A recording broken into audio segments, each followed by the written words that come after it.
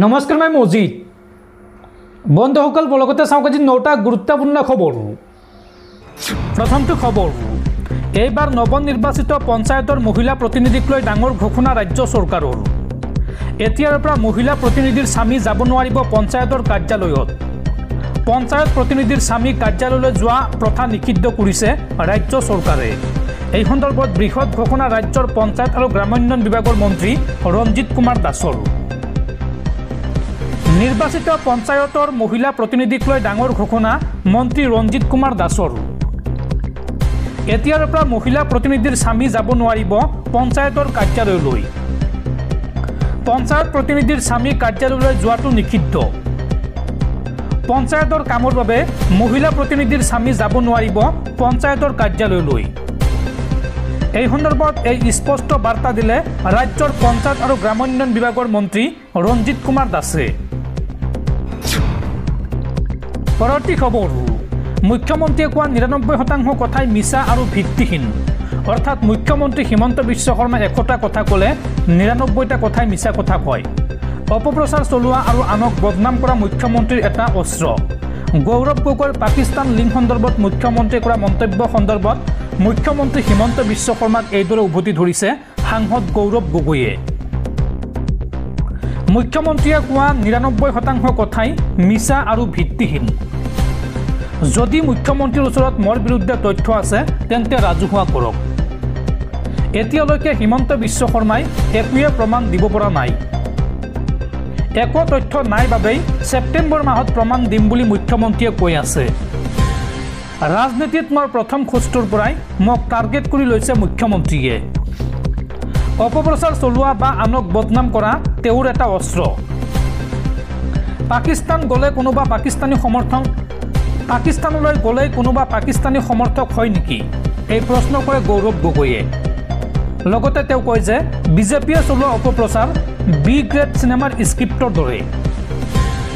এইবাৰ দিল্লীত মুখ্যমন্ত্ৰী হিমন্ত বিশ্ব শৰ্মাক এইদৰে উভতি ধৰিলে সাংসদ গৌৰৱ গগৈয়ে। পৰৱৰ্তী খবৰ, ৰাজ্যৰ লাখ লাখ নিবনুৱা যুৱক যুৱতীলৈ ভাল খবৰ। অসম চৰকাৰ আৰু জাপান চৰকাৰৰ সৈতে বুজাবুজি চুক্তি সম্পন্ন আৰু এই চুক্তিৰ জৰিয়তে ১ লাখ যুৱকক কৰ্মসংস্থাপনৰ বাবে প্ৰেৰণ কৰা হ'ব জাপানলৈ। আৰু এই যুৱকসকলে মাহিলী দৰমহা হিচাপে লাভ কৰিব ২ লাখকৈ টকা। দৰ্শকসকল আৰু বহুতো গুৰুত্বপূৰ্ণ খবৰ আছে। তাৰ আগতে আপোনাক জনাওঁ যে যদি আপুনি এতিয়ালৈকে এইটো ভিডিঅ'ত লাইক কৰা নাই তেন্তে এতিয়াই ভিডিঅ'টোত লাইক কৰি দিয়ক। আৰু এনেকুৱা ধৰণৰ ভিডিঅ'সমূহ নিতৌ চাবলৈ চেনেলটো ছাবস্ক্ৰাইব কৰি কাষত থকা বেল আইকনটো প্ৰেছ কৰি ৰাখক। পৰৱৰ্তী খবৰ, পদত্যাগ কৰিব মুখ্যমন্ত্ৰী হিমন্ত বিশ্ব শৰ্মাই। গৌৰৱ গগৈ সন্দৰ্ভত মুখ্যমন্ত্ৰীয়ে কৰা এটা মন্তব্য যদি মিছা প্ৰমাণিত হয় তেন্তে লগে লগে মুখ্যমন্ত্ৰী পদৰ পৰা পদত্যাগ কৰিব, ৰাজনীতি ত্যাগ কৰিব আৰু ঘৰলৈও নাযায় মুখ্যমন্ত্ৰী হিমন্ত বিশ্ব শৰ্মা। গৌৰৱ গগৈক এইদৰে পুনৰ প্ৰত্যুত্তৰ দিছে মুখ্যমন্ত্ৰী ডক্টৰ হিমন্ত বিশ্ব শৰ্মাই। মুখ্যমন্ত্ৰীগৰাকীয়ে কয় যে মই মুখ্যমন্ত্ৰী পদৰ পৰা পদত্যাগ কৰিম, ঘৰলৈও নাযাওঁ। তাতকৈ আৰু কিবা কম নেকি, এই মন্তব্য মুখ্যমন্ত্ৰী হিমন্ত বিশ্ব শৰ্মাৰ। মুখ্যমন্ত্ৰীগৰাকীয়ে লগতে কয় যে যদি এটা কথাও মিছা প্ৰমাণিত হয় তেন্তে ৰাজনীতি ত্যাগ কৰিম। এটা কথাও যদি মিছা হয় মই পদত্যাগ কৰিম, ঘৰলৈও নাযাওঁ। এই মন্তব্য মুখ্যমন্ত্ৰীৰ। মুখ্যমন্ত্ৰীগৰাকীয়ে লগতে কয় যে অহা 10 ছেপ্টেম্বৰত অধিক ভয়ানক তথ্য প্ৰকাশ পাব। গৌৰৱ গগৈক মক্ষম প্ৰত্যুত্তৰ এইবাৰ মুখ্যমন্ত্ৰী ডক্টৰ হিমন্ত বিশ্ব শৰ্মাৰ। এটা কথাও যদি মিছা প্ৰমাণিত হয় তেন্তে মই ৰাজনীতি ত্যাগ কৰিম। মুখ্যমন্ত্ৰী এজনে এনেই যিকোনো কথা নকয়, এনেই কেজুৱেল কথা কৈ নাথাকে মুখ্যমন্ত্ৰীয়ে। আচল কথা মই এতিয়াও কোৱাই নাই। যিমান কথা ক'ব লাগে তাতকৈ কম কথা কৈ আছোঁ মই।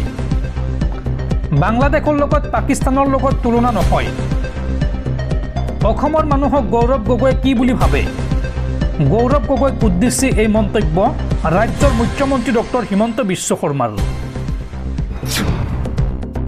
পৰৱৰ্তী খবৰ, ৰাজ্যিক বিজেপিৰ সভাপতি তথা মঙলদৈ লোকসভা সমষ্টিৰ সাংসদ দিলীপ শইকীয়ালৈ আগবঢ়োৱা হৈছে সংসদ ৰত্ন বঁটা। আন্তঃৰাষ্ট্ৰীয় স্বেচ্ছাসেৱী সংস্থা প্ৰাইম পইণ্ট ফাউণ্ডেশ্যনৰ ফালৰ পৰা আগবঢ়োৱা হ'ব এই বঁটা। উল্লেখযোগ্য যে সাংসদ দিলীপ শইকীয়াৰ লগতে দেশৰ 17গৰাকী সাংসদলৈ বিভিন্ন শিতানত আগবঢ়োৱা হৈছে এই সংসদ ৰত্ন বঁটা।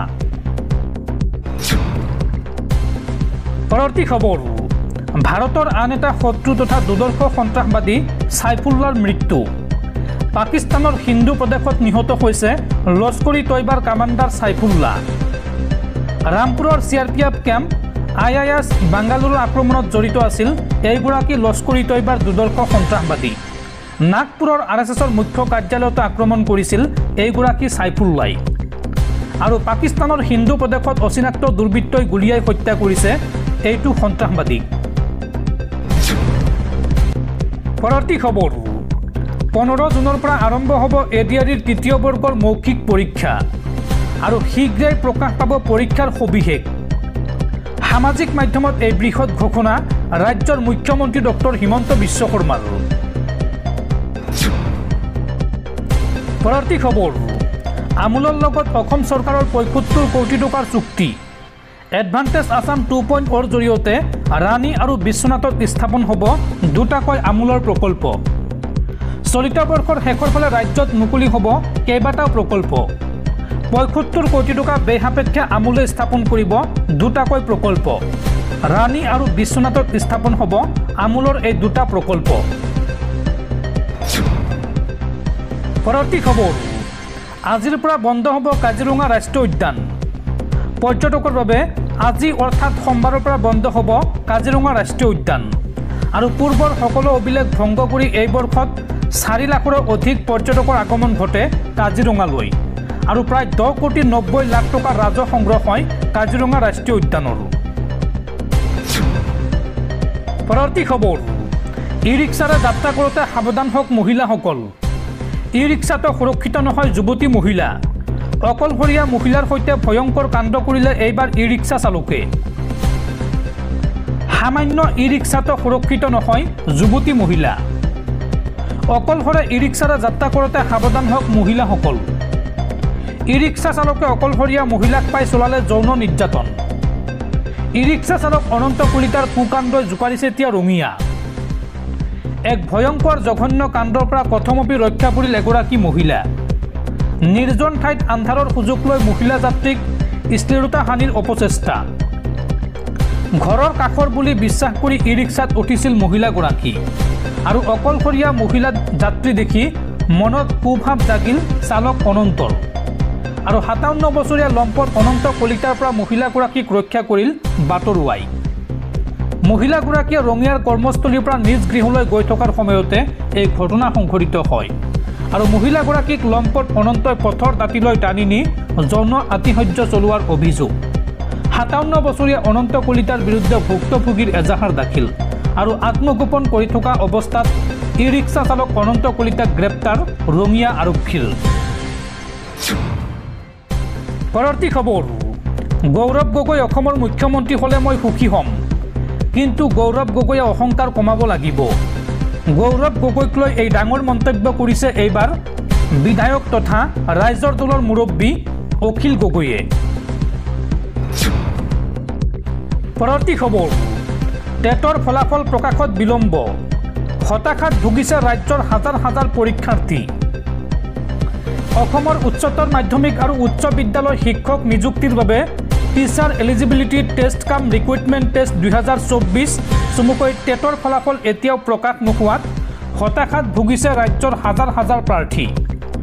19 জানুৱাৰী 2025 অনুষ্ঠিত হৈ যোৱা এই পৰীক্ষাৰ ফলাফল মে' মাহৰ প্ৰথম সপ্তাহৰ ভিতৰত প্ৰকাশৰ প্ৰতিশ্ৰুতি দিছিল যদিও 18 মে' 2025 পৰ্যন্ত কোনো আনুষ্ঠানিক ঘোষণা নোপোৱাৰ বাবে প্ৰাৰ্থীসকলৰ ভৱিষ্যত অনিশ্চয়তাৰ মাজত সোমাই পৰিছে। চৰকাৰৰ এনে স্থিতিয়ে প্ৰাৰ্থীসকলক এতিয়া ক্ষোভিত কৰি তুলিছে। উল্লেখযোগ্য যে টেট নিযুক্তি পৰীক্ষাত গ্ৰেজুৱেট শিক্ষক চমুকৈ GT পদৰ বাবে মুঠ 35,757 জন আৰু পোষ্ট গ্ৰেজুৱেট শিক্ষক চমুকৈ PGT পদৰ বাবে মুঠ 27,824 জন প্ৰাৰ্থীয়ে এই পৰীক্ষাত অংশগ্ৰহণ কৰে। GT পদৰ বাবে মুঠ 39,224 আবেদন পোৱা হৈছিল, অৰ্থাৎ 39,224 গৰাকী আবেদন কৰিছিল, যাৰ ভিতৰত 35,757 জন প্ৰাৰ্থীয়ে পৰীক্ষা দিয়ে।